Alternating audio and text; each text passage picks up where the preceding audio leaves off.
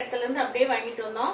கருப்பு உளுந்து இதை இப்ப நல்லா வறுத்துட்டு கருப்பு உளுந்து கஞ்சி சூப்பரா தேங்காய் பால் கருப்பு உளுந்து பால் ஊத்தி சூப்பரா ஒரு கருப்பு உளுந்து கஞ்சி காய்ச்சலாம். வாங்க, ஹெல்த்தியான சத்து, இது எல்லாருக்குமே ரொம்ப நல்லது. வாங்க இது எப்படி செய்யறதுன்னு பார்க்கலாம்.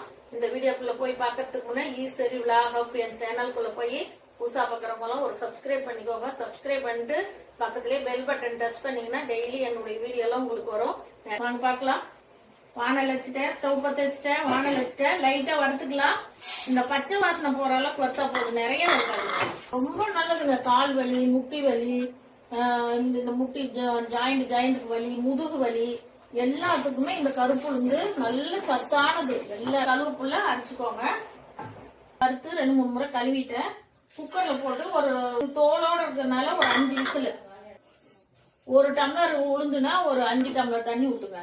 உடைச்சிட்டு வந்துட்டேன். 1 மூடி தேங்காய் போட்டுக்கலாம். கரெக்ட் 3 ஏலக்காய் போட்டுக்கிறேன். இந்த தேங்காயிலே போட்டு அரைச்சிங்கன்னா மஞ்சிரும், அதனாலதான். ஒரு 3 முறை தேங்காய் பால் எடுத்துருங்க. அப்பதான் அந்த இருக்கிற பால் ஃபுல்லா வந்துடும். தேங்காய் அரைச்சி ஜூஸ் வடிகட்டுறதுலாம் ஈஸியா வடிக்கிடும். 3 முறை. அடுத்து கம்மியா தண்ணி ஊற்றணும். ஒரு 1/2 டம்ளர் ஊற்றிக்கோங்க போதும். பால் திக்கா இருந்தாதான் அந்த கஞ்சி சூப்பரா இருக்கும். 5-6 விசிலே விட்டுட்டேங்க. ஏன்னா கருப்பு உளுந்து மேல தோலோட தான் போட்டிருக்கோம். தேங்காய் பால் வரணும். 3 தடவை அரைச்சி அப்படியே கொல எடுத்து வச்சிருக்கேன். மாவாயிடும் பாருங்க, அப்படியே மாவாயிடுச்சு பாருங்க. இதை மிக்சி ஜார்ல அரைச்சிட்டு வந்துடலாம். ஆற வச்சு அரைச்சிட்டு வந்துடலாம். நைஸா அரைச்சிட்டு வந்துட்டேன். நல்லா ஒரு 2 டம்ளர் பால் ஊத்துங்க. சூடு ஒரு கொதி வந்தா போதும், நிறைய தேவையே இல்லை. நமக்கு வெள்ளம் நாட்டு சக்கரை தான் டேஸ்டா இருக்கும்.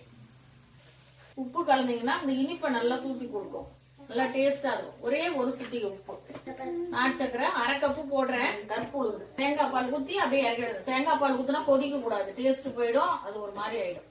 தேங்காய் பால் ஹெல்த்தியான சத்தானது கருப்பு உளுந்து கஞ்சி. சூப்பரா கருப்பு உளுந்து தேங்காய் பால் கஞ்சி ரெடி ஆயிடுச்சு.